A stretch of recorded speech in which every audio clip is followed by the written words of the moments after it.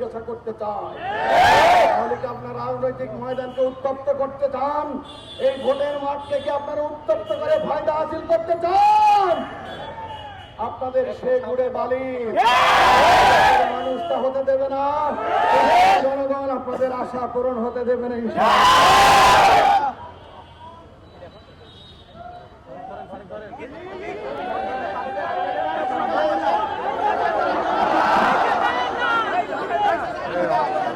দর্শক এই মুহূর্তে দেখছি আমরা আসলে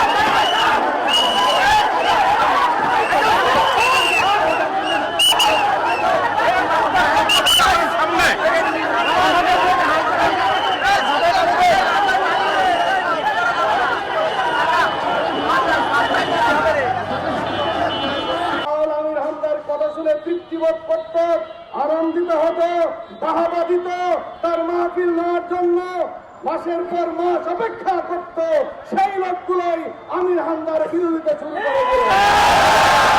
সাথী বন্ধুগণের কারণ কি আমাদের কাছে পরিষ্কার, কেবলমাত্র রাজনৈতিক কারণেই, আদর্শিক কারণেই আমির হামদার পিছনে লাগা হয়েছে।